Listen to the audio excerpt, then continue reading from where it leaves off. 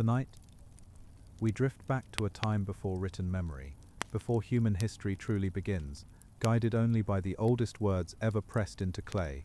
Imagine yourself standing in the dim interior of a Sumerian temple, circa 3200 BCE, where the air hangs thick with incense, frankincense and myrrh, blending into a scent so heavy you can almost taste the resin on your tongue.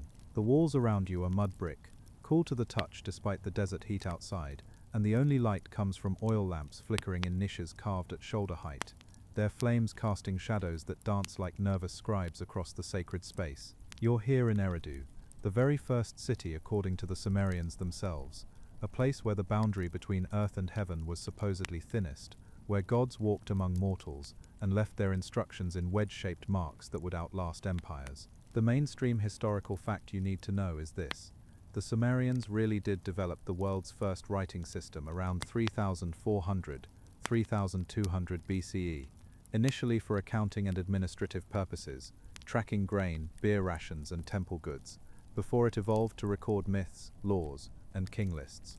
But here's where things get deliciously strange, because some fringe interpreters look at those same clay tablets and see not mythology but documentary evidence, insisting the Anunnaki were actual extraterrestrial beings who arrived on Earth approximately 450,000 years ago to mine gold for their dying planet's atmosphere.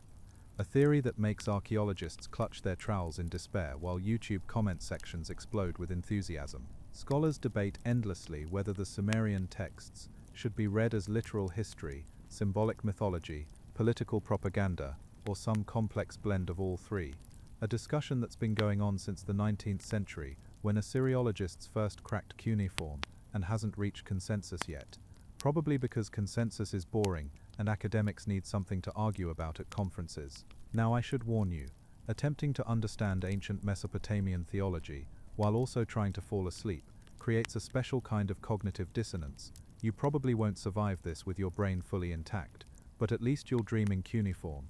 So before you get comfortable, take a moment to like the video and subscribe, but only if you genuinely enjoy what I do here. If you're willing to share, drop a comment telling me where in the world you're listening from and what time it is right now.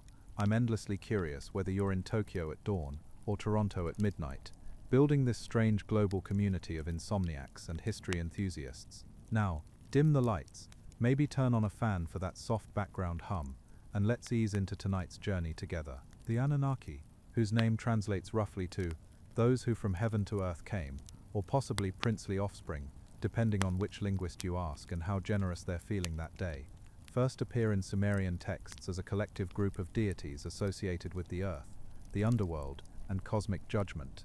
Not exactly the friendliest job description, is it?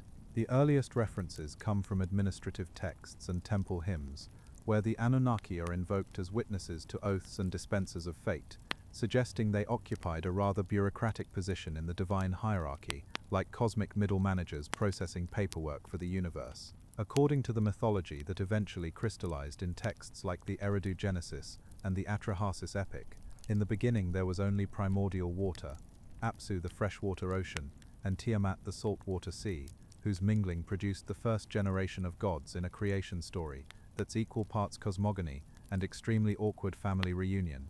These original deities, the elder Anunnaki, embodied cosmic principles and natural forces, and the sky god, Ki the earth goddess, Enlil the god of wind and storms, Enki the god of wisdom and freshwater, and dozens more, whose names would fill a celestial phone book nobody asked for. The texts describe how these gods organized themselves into a council, the Anuna or Anunnaki Assembly, which met to decide the fates of gods and mortals alike.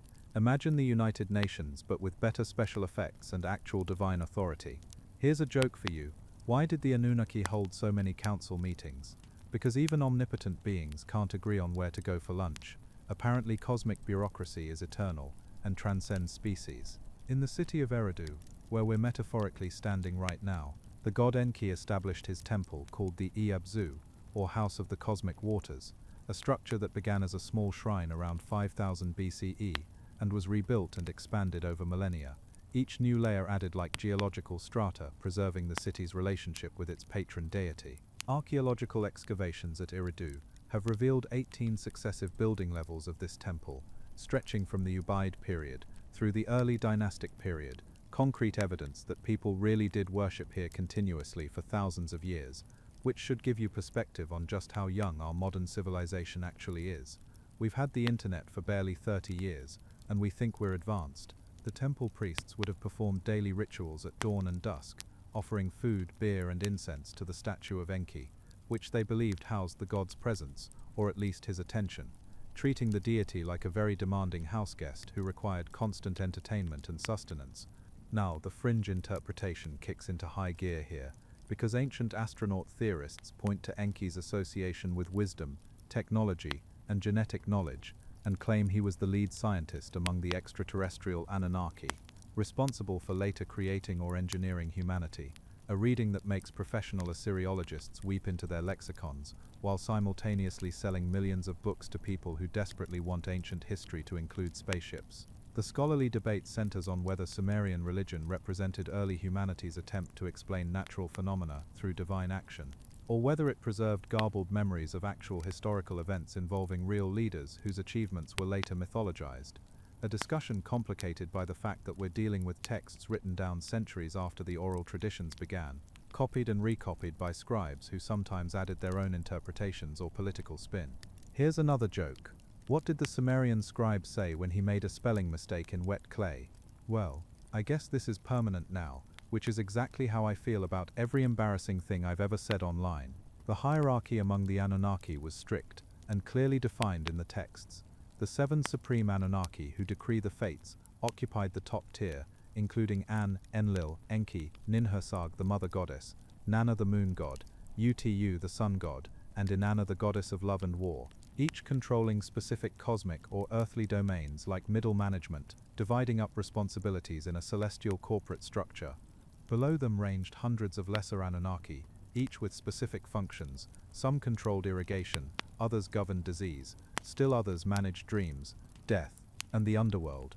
A divine specialization that mirrors the increasing complexity of Sumerian society itself, as cities grew and required more elaborate administration.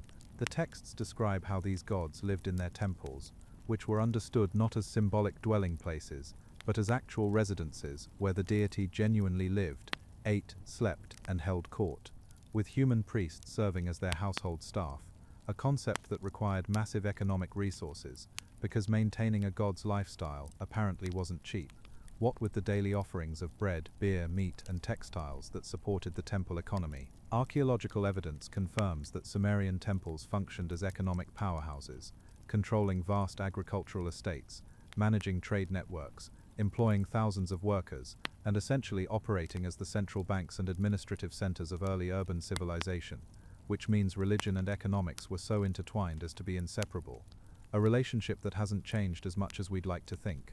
Here's your third joke. Why did the Anunnaki need so much gold according to the ancient astronaut theory? Because even advanced aliens apparently haven't figured out that gold is just a shiny rock, and maybe they should have tried therapy instead of intergalactic mining operations. Honestly, the whole thing sounds like a cosmic midlife crisis. The arrival of the Anunnaki in these narratives is treated matter-of-factly, without elaborate explanations. They simply are, existing before the ordering of the cosmos, participating in creation not from nothing but from chaos, organizing the primordial waters and establishing the fundamental structures of reality, including heaven, earth, and the underworld, in a cosmology that's more about arrangement than generation. The famous Sumerian king list, compiled around 2100 BCE from earlier sources, begins with the statement, "When kingship was lowered from heaven," suggesting that political authority itself was understood as a divine gift, or alien import.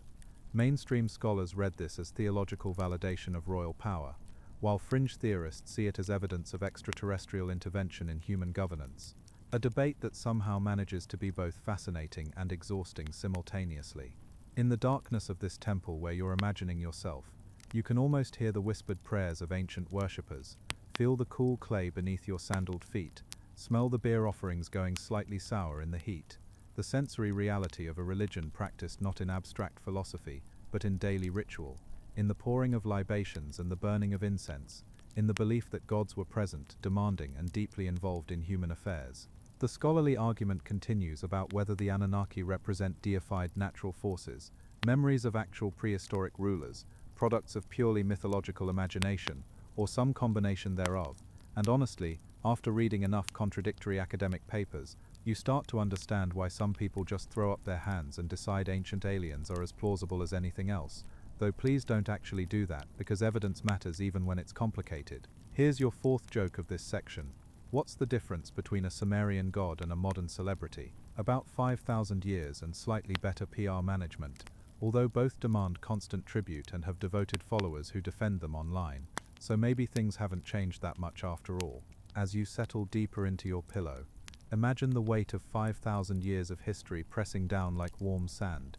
The voices of ancient priests chanting in a dead language, the scrape of reed stylus against wet clay, recording debts and divine pronouncements with equal solemnity. And let yourself drift toward that threshold between waking knowledge and sleeping dreams, where the Anunnaki wait, patient as stone, old as writing itself, ready to guide you through the labyrinth of Mesopotamian mythology, and maybe if you're lucky, into actual sleep, where none of this requires citations or fact-checking, and you can just enjoy the cosmic weirdness of it all. The morning sun rises over the ziggurats of ancient Sumer, painting the stepped pyramids in shades of honey and terracotta, as we continue our journey deeper into the chronicles of the Anunnaki and their alleged activities on Earth. Though whether activities means divine governance or extraterrestrial strip mining depends entirely on which bookshelf you're browsing, the archaeology section, or the section labeled speculative nonsense, that's somehow really entertaining. The mainstream historical fact for this section is important. Sumerian civilization developed the world's first known legal code under Ur-Nammu around 2100 BCE, predating Hammurabi's more famous code by about 3 centuries, establishing written laws that covered everything from murder to property rights to the acceptable price of beer, because even ancient Mesopotamia understood that society requires rules and apparently beer regulation.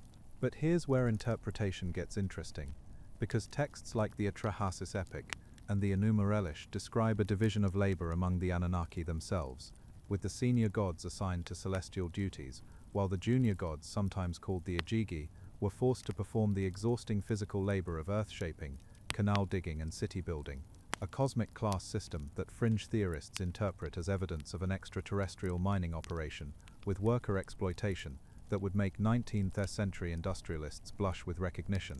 The scholarly debate here revolves around whether these texts reflect actual social hierarchies being projected onto the divine realm, with gods mirroring the stratified society of kings, priests, and laborers, or whether they preserve some garbled memory of different groups of people, possibly rulers and subjects, later mythologized into distinct categories of divine beings, a discussion that's been ongoing since the 1950s when serious academic attention first turned to Mesopotamian social structures. Now the central figure in these narratives of divine organization is Enlil, whose name means Lord Wind or Lord Storm, the god who separates heaven from earth, who holds the tablets of destiny that determine the fates of all beings, and who generally functions as the executive officer of the Anunnaki Council. Imagine a CEO with the power to literally destroy cities with weather patterns, and you're getting close to Enlil's vibe. According to the texts, Enlil's temple at Nippur, called the Ekur or Mountain House, served as the religious center of all Sumer, a neutral sacred site where the gods themselves supposedly convened, and where earthly kings came to legitimize their rule through Enlil's approval. And archaeological evidence confirms that Nippur maintained its religious significance across multiple political dynasties, despite never serving as a major political capital itself, which is actually pretty remarkable when you think about it. A city whose power was purely spiritual, outlasting numerous military empires. Here's your first joke for this section. Why did Enlil always win arguments in the Divine Council? Because when you control storms, every debate eventually comes down to agree with me or enjoy your flood, which is admittedly not the most democratic approach to governance, but definitely effective in the short term. The Atrahasis epic, composed around 1800 BCE, but drawing on much older traditions, describes how the junior Anunnaki gods labored for 40 years digging canals and rivers, exhausted by the endless toil, until they finally rebelled. They burned their tools, surrounded Enlil's house at night, chanting protests, and essentially went on strike against divine management, which is either mythology reflecting labor disputes in early Sumerian society, or if you're feeling adventurous in your interpretation, evidence of worker revolts among alien mining crews. Take your pick based on personal preference and tolerance for academic eye-rolling. The senior Anunnaki, faced with this rebellion, and unwilling to perform the labor themselves because gods apparently have strong feelings about manual work, convened in council to solve the problem, and their solution, proposed by the clever Enki, was to create a new category of beings specifically designed to perform the labor. The junior gods refused, a worker race that would be mortal, limited, and utterly expendable. And yes, that worker race was humanity, which really doesn't reflect well on our origin story. If you think about it too hard at bedtime, the mainstream interpretation reads this as an etiological myth explaining why humans must toil and suffer. We were literally created for labor, our existence justified by our usefulness to the divine order, while fringe theorists see it as a literal account of genetic engineering performed by extraterrestrials who needed workers for their mining operations and created humans by mixing their own DNA with indigenous hominids, a theory that's scientifically questionable but narratively compelling in a weird sci-fi sort of way. Here's your second joke. What did Enki say when asked to create humanity?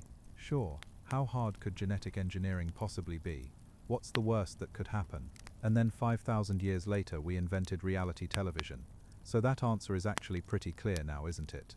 The scholarly consensus recognizes these creation narratives as sophisticated theological statements about humanity's place in the cosmos, created by the gods, subordinate to the gods, but also essential to the cosmic order, because someone has to grow the grain for the temple offerings, a worldview that validates both religious authority and social hierarchy, while explaining the fundamental questions of why we exist and why life involves so much unpleasant work. The texts specify that Enki and the mother goddess Ninhursag, or Ninmah, her name varies in different traditions, collaborated on human creation, mixing clay from the earth with the blood of a slain god, usually identified as Wheeler or Geshtui, whose intelligence would thereby be transferred to the new beings, a process that's either pure mythological poetry or, according to ancient astronaut enthusiasts, a simplified description of genetic manipulation using clay minerals as culture medium and divine blood representing DNA, which is certainly creative interpretation, if nothing else.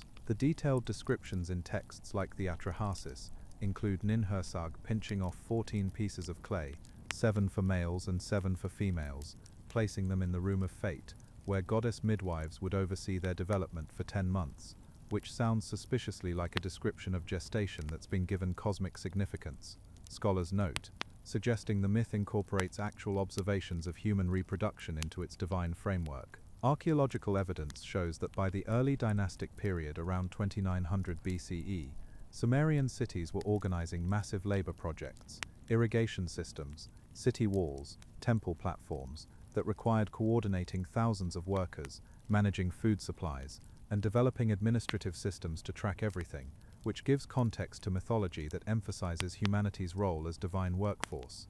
These texts may reflect the social reality of early urban civilization, where labor organization was the foundation of everything else. Here's your third joke for this section. Why were the first humans created according to Sumerian myth? Because the gods were tired of digging their own ditches, which honestly makes humanity sound like the ancient equivalent of a really expensive shovel that complains a lot and occasionally writes poetry, not exactly flattering but probably accurate. The hierarchy established by Enlil's command extended beyond the divine realm into human society, with kings understood as intermediaries between gods and people, priests as divine servants managing the gods' earthly households, and common people as the laboring masses, whose work sustained the entire system, a cosmic chain of command that legitimized social stratification by making it part of creation's fundamental design. The famous Sumerian proverb states, "Man is the shadow of God, but the king is God's reflection," which neatly captures this ideology, where political power derives from divine sanction, not popular consent, making revolution not just illegal, but literally blasphemous, which is admittedly very convenient for whoever's sitting on the throne at any given moment. Fringe interpretations suggest this hierarchy reflects actual genetic differences between humans created as workers and a separate lineage of human-alien hybrids who became the ruling class, the demigods or kings of old, mentioned in various traditions, though mainstream scholarship treats this as pseudo-history that misreads mythology as biology and ignores vast amounts of archaeological and genetic evidence about actual human origins and migrations. The scholarly debate continues about whether Sumerian kingship ideology influenced later traditions, including biblical narratives about humans created to serve and keep the garden and Mesopotamian elements in Genesis flood stories, or whether these represent independent parallel developments. A discussion complicated by the fact that ancient Near Eastern cultures demonstrably influenced each other through trade, conquest, and cultural exchange across thousands of years. Here's your fourth joke. What do Sumerian gods and modern middle managers have in common? Both spend most of their time in meetings complaining about workers who won't take initiative, then get mad when those same workers do take initiative without permission, creating a cosmic catch-22 that spans millennia and apparently transcends the boundary between mortal and divine. The administrative texts from cities like Uruk, Ura, and Lagash reveal the incredible organizational capacity of early Sumerian civilization. Thousands of clay tablets recording grain distributions, work assignments, textile production, livestock management, suggesting that the mythology about divine hierarchies and labor organization emerged from a society that was itself obsessed with organization, management, and proper procedure, where everything from beer rations to festival dates was carefully recorded in cuneiform script on tablets that would outlast the civilization itself. The evidence shows that temples employed full-time weavers, farmers, brewers, bakers, and scribes, complex economic institutions that required sophisticated administration, and the gods were understood as the ultimate employers, with priests managing their estates on earth, which means religion, economics, and politics formed an integrated system where theological beliefs directly shaped material practices, and vice versa.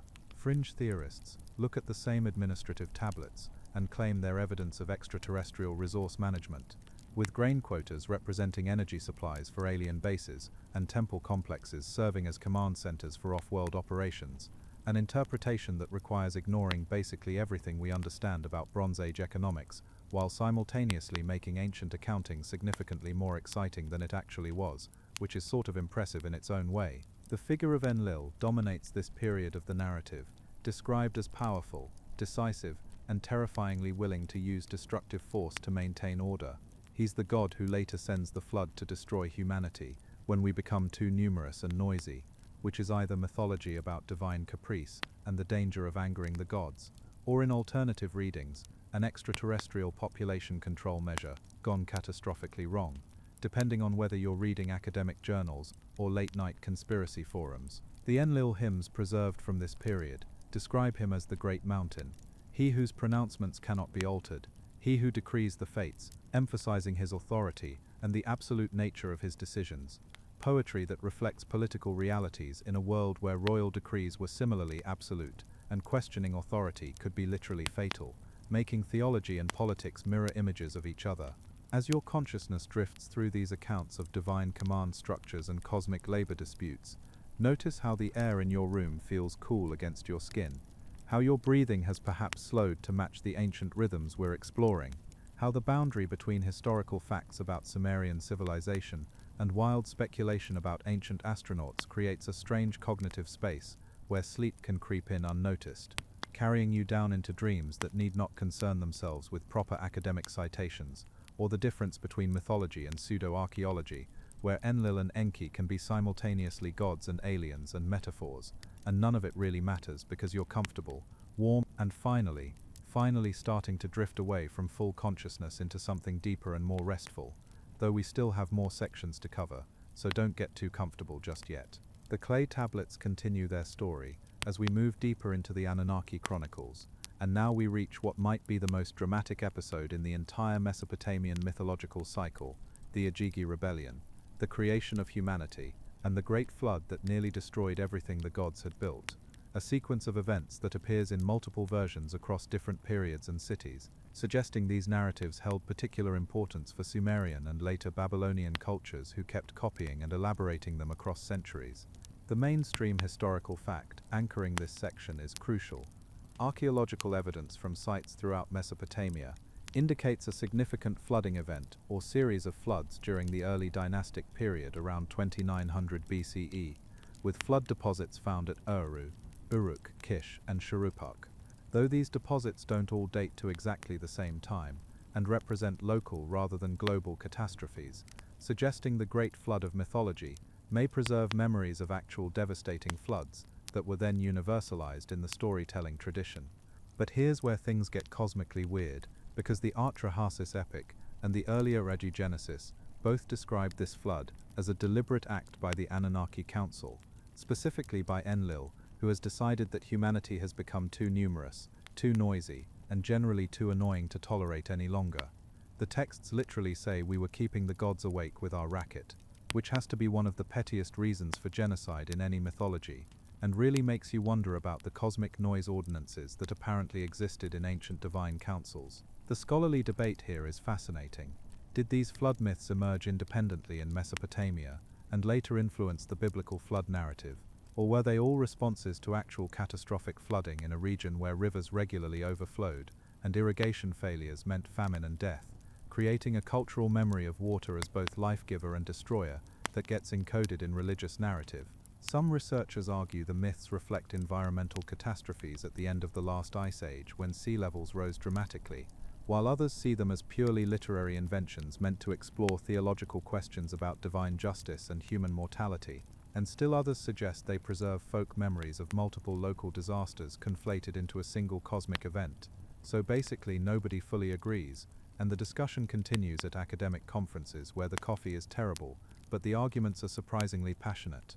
Now, before the flood comes the creation, and the Atrahasis epic gives us the most detailed account of how the Ajigi rebellion led directly to humanity's manufacture. The junior gods, exhausted after 40 years of canal digging and agricultural labor, gather at night with torches and surround Enlil's dwelling, threatening revolt unless their working conditions improve, which is either early labor organizing or the galaxy's first recorded workers' strike, depending on whether you read this as mythology or ancient astronaut documentary. Here's your first joke for this section. What did the Ajigi gods chant during their rebellion? What do we want? Less work. When do we want it? After we finish these last 40 canals, because we're already committed, and it would be a shame to leave the project incomplete. Which explains why divine labor organizing never really caught on as a movement. Enlil, furious at being surrounded and threatened by his subordinates, initially wants to identify and punish the ringleaders, but his father Anu, the sky god, and Enki, the wisdom god, convince him that the Ajigi have a legitimate grievance. The work is genuinely too hard for immortal beings to endure forever. Apparently even gods have labor rights, which is somehow both absurd and weirdly progressive for Bronze Age theology. The solution they devise is to create a replacement worker class, and the texts are quite specific about the process. Enki proposes they slaughter one of the rebelling gods, mix his blood and flesh with clay, and shape the mixture into a new being that will carry the slain god's intelligence, but be mortal, limited, and specifically designed for labor. It's genetic engineering as theological poetry, or theological poetry as garbled memory of genetic engineering. Take your interpretive pick. The god chosen for sacrifice is Wiela, or Geshtue, described as the ringleader of the rebellion, and his slaughter is portrayed as both punishment for revolt and necessary sacrifice for creation, his blood providing the divine essence that makes humans intelligent enough to perform complex tasks, but his death ensuring we inherit mortality as an essential characteristic, which means humanity is literally built from the remains of a rebel god, which explains so much about us really. Here's your second joke. Why was Wiela chosen for the human creation sacrifice? Because apparently being the leader of a labor rebellion qualifies you for involuntary genetic donation, which is definitely not the workplace benefit he was hoping for when he started organizing his fellow gods. Probably should have read the fine print on that divine employment contract. The creation scene involves the mother goddess Ninhursag, also called Nintu or Belatili in various texts, who mixes the clay and divine blood, pinches off portions, and assigns birth goddesses to shape 14 humans, 7 male and 7 female, who then develop in a process explicitly compared to gestation, spending 10 months in the room of fate before being born as the first humans, a description that fringe theorists read as ancient description of genetic laboratory work and artificial wombs, while mainstream scholars see sophisticated metaphorical language connecting human creation to human reproduction in a way that makes theological sense within the culture's understanding of life and generation. The scholarly consensus notes that this creation narrative serves multiple functions. It explains human mortality, justifies human labor as our fundamental purpose, validates social hierarchy by making it part of cosmic design, and resolves the theological problem of why gods who are supposedly all-powerful would create beings who suffer. We're not a beloved creation but a utilitarian solution to a divine staffing problem, which is honestly pretty bleak as origin stories go, but at least it's honest about the transactional nature of our existence. Archaeological evidence from early Sumerian sites shows increasing agricultural intensification, expanding irrigation networks, and growing population density from about 4000 BCE onward, creating societies that depended on organized mass labor for survival. The infrastructure of civilization required more hands than any family or clan could provide, necessitating the development of city-states where thousands of people worked in coordinated effort, which gives material context to myths about humanity being created specifically for labor. The theology reflects the lived reality of urban life where work organization was everything. Here's your third joke for this section. What was humanity's first performance review from the Anunnaki? Shows initiative in agriculture, demonstrates adequate tool use, still excessively noisy during designated quiet hours. Recommendation: continue observation before deciding whether to flood them all, which suggests divine HR management was just as petty then as corporate HR management is now. Some things really are eternal. After humanity is created and successfully begins performing the labor the Agigi gods rejected, the texts describe a period of growth and expansion. Humans multiply, cities flourish, agriculture spreads, but this success becomes a problem for Enlil, who grows increasingly disturbed by human population growth and the noise we generate, sending plagues and droughts to reduce our numbers, in what fringe theorists read as population control measures by extraterrestrial overseers and mainstream scholars interpret as mythology, reflecting the reality that epidemics and crop failures regularly devastated ancient populations. The Atrahasis epic describes multiple attempts by Enlil to reduce human numbers. First a plague, then a drought that lasts several years. Each time Enki secretly helps humanity survive by teaching agricultural techniques or medical knowledge, positioning himself as humanity's advocate against Enlil's destructive impulses, which sets up a theological tension between the god who wants to maintain order through control and the god who favors human flourishing, even when it's inconvenient for divine comfort. Finally, frustrated by humanity's resilience and continued population growth, Enlil convinces the divine council to send a great flood that will wipe out all human life, swearing the other gods to secrecy so that humanity cannot prepare or escape. But Enki, who has promised not to tell humans directly, warns his favorite mortal Atrahasis, whose name means exceedingly wise, by speaking to the reed wall of his house rather than to the man himself, a technicality that allows Enki to keep his oath while still saving humanity through the classic divine loophole of extremely literal interpretation of rules. Here's your fourth joke. How did Enki justify warning Atrahasis about the flood? I didn't tell him, I told the wall, and if he happened to be standing right there listening, that's hardly my responsibility, which is the kind of clever wordplay that either makes you a wisdom god or gets you fired from middle management. Apparently divine bureaucracy respects technicalities, even during apocalyptic events. Atrahasis is instructed to build a boat.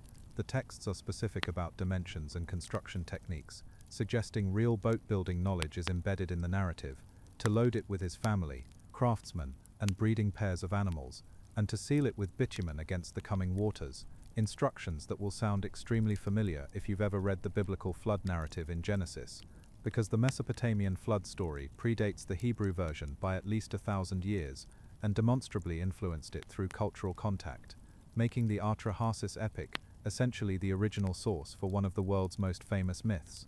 The flood itself is described in vivid, terrifying detail. The storm god Adad thunders in the clouds. The Anunnaki raise torches that light up the land. Enlil's destructive power breaks through dikes and barriers, and water covers everything.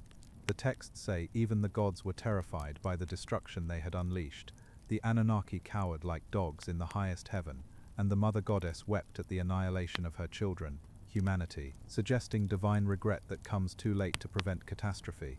Mainstream scholarship reads this as sophisticated theology, exploring the problem of divine power and its limits. The gods can destroy but cannot escape the consequences of destruction. Violence breeds regret, and absolute power creates absolute responsibility, while fringe interpretations suggest it describes an actual extraterrestrial decision to eliminate a failed genetic experiment that went literally underwater when the aliens either triggered or failed to prevent a natural catastrophe. The boat floats for 7 days and nights while the flood rages, then grounds on a mountain. Mount Nimush in the Atrahasis version, different mountains in other versions of the same story. Atrahasis releases birds to test whether the waters have receded, and when a raven doesn't return, He knows dry land exists somewhere, so he opens the boat, releases the animals, and makes a sacrifice to the gods. And the gods, who have been starving without human offerings during the flood, smell the sacrifice and gather like flies around it. A detail that's simultaneously comic and profound, showing gods as dependent on humans, even as humans are subordinate to gods. The scholarly debate continues about whether this flood narrative preserves actual memory of catastrophic flooding in Mesopotamia's flood-prone river valleys, perhaps the filling of the Persian Gulf at the end of the last ice age, or whether it's purely mythological, a story designed to explain human-divine relationships and the precariousness of existence rather than document historical events. Though most scholars now accept that real flood experiences likely influenced the narrative's formation, even if the cosmic scale is poetic exaggeration. Enlil, furious that humans have survived his extermination attempt, confronts Enki, who admits his role in saving Atrahasis, and here the texts diverge in their endings. Some versions have Enlil reluctantly accepting humanity's survival and establishing new rules, limiting population growth, menopause, infant mortality, celibate priestesses, while others have him acknowledging that human labor is actually necessary for cosmic order. So complete extermination was never really viable anyway, both endings suggesting a negotiated settlement where humans continue to exist, but under new constraints, which is either theology about divine mercy having limits, or extraterrestrial policy adjustment after a failed culling operation. Interpret according to your personal tolerance for ancient astronaut theories. As your mind drifts through these tales of rebellion, creation, and near extinction, feel how your body has settled deeper into your mattress, how your breathing has synchronized with the ancient rhythm of the story, how the boundary between the mythological past and your present moment has blurred into a comfortable twilight state, where Enlil and Enki and Atrahasis are both utterly remote, separated by 5,000 years, and somehow present in the narrative space we're creating together here in the dark, where floods are both geological events and theological statements and pseudo-historical claims about aliens, where clay mixed with blood becomes humanity, and humanity becomes you, lying here, listening, drifting, finally allowing yourself to slip towards sleep, while the Anunnaki complete their cosmic drama in the theater of your relaxing consciousness. The waters recede, and the world begins again, but everything has changed. The flood has reset the cosmic relationship between gods and humans, establishing new boundaries and new rules for how the Anunnaki will interact with their creation, and the texts that describe this post-Diluvian period mark a transition from the age of direct divine intervention to the age of divine human intermediaries, the sacred kings who will rule as representatives of heaven, until the Anunnaki gradually withdraw from active participation in earthly affairs, their presence fading from direct appearance to distant influence to mere memory recorded in tablets that will puzzle archaeologists millennia later.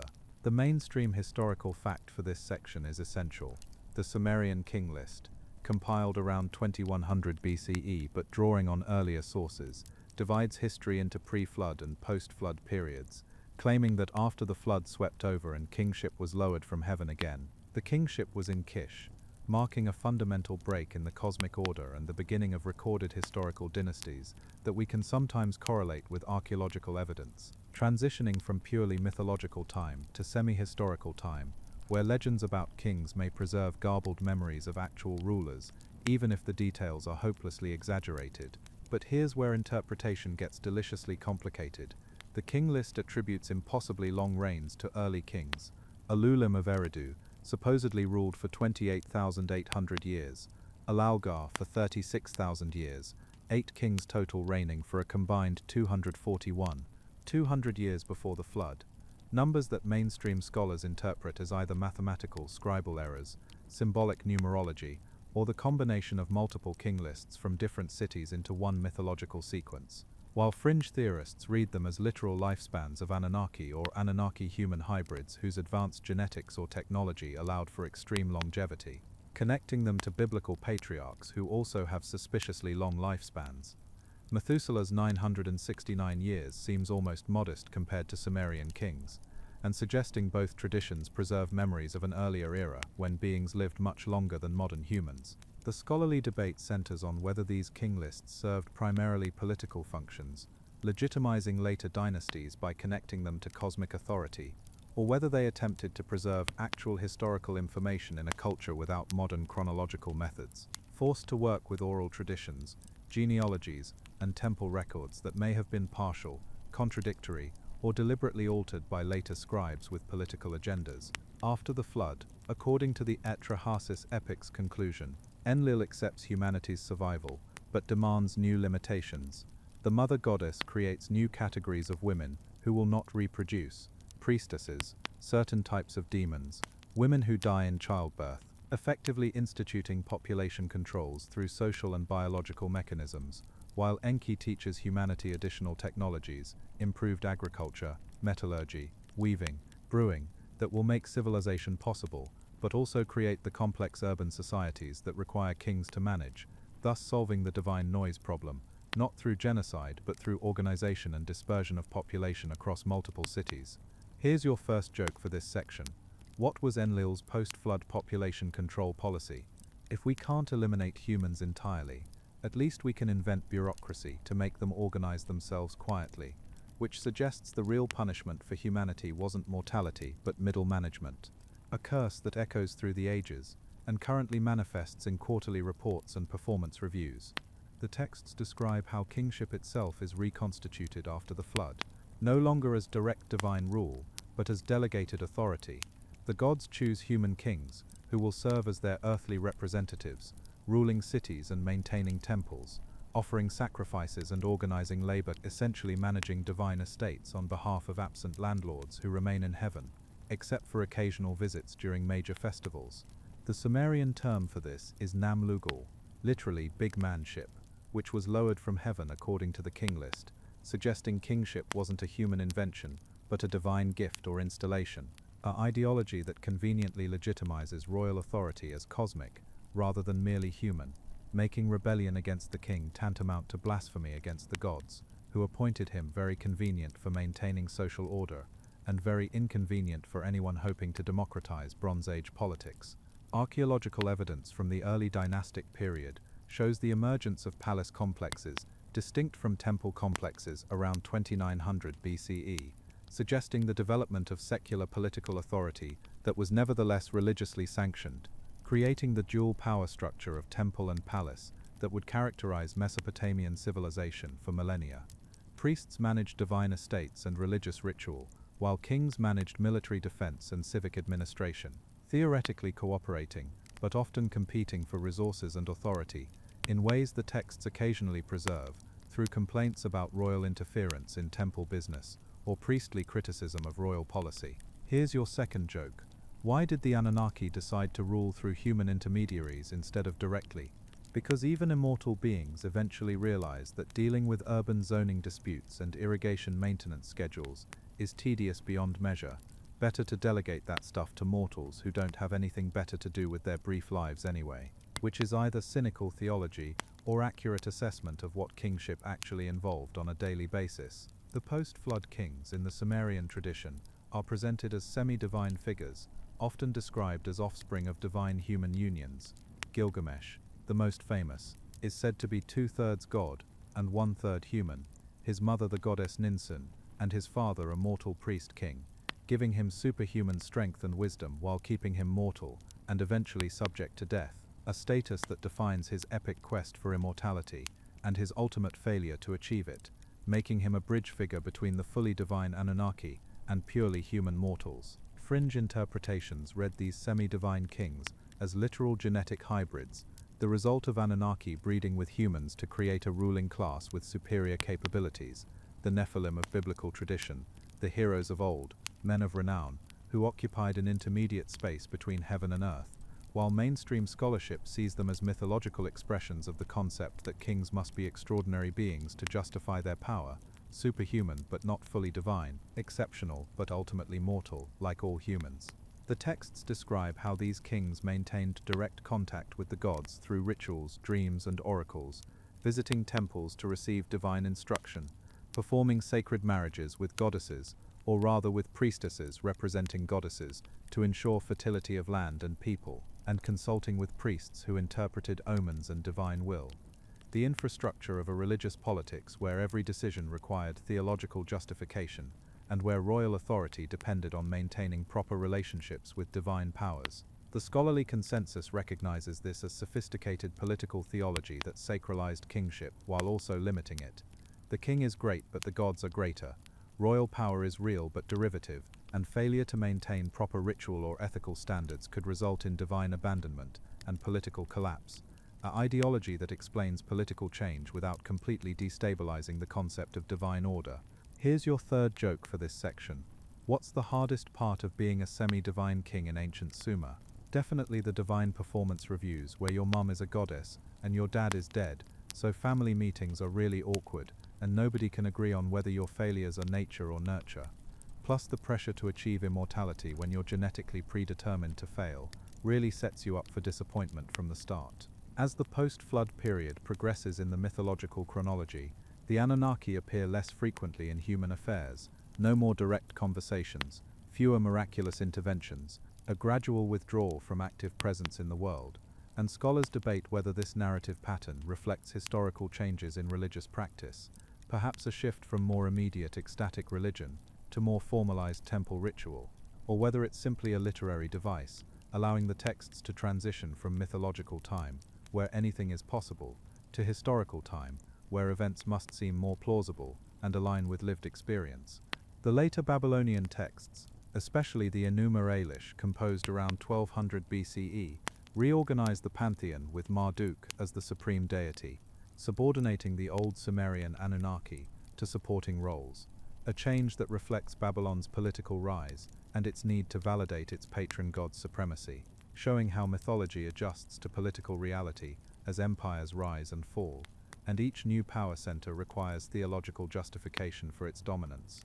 Fringe theorists interpret this mythological evolution as evidence of actual extraterrestrial departure, claiming the Anunnaki left Earth after establishing human civilization and hybrid ruling classes, returning occasionally to check on their experiment, but gradually reducing contact until they finally withdrew completely, leaving only monuments, pyramids, ziggurats, and texts, myths, king lists, as evidence of their presence, a narrative that neatly explains why we don't see ancient aliens now, while maintaining they definitely existed then, which is convenient if completely unsupported by actual evidence beyond creative reinterpretation of ancient texts. The mainstream archaeological narrative describes a much more gradual process.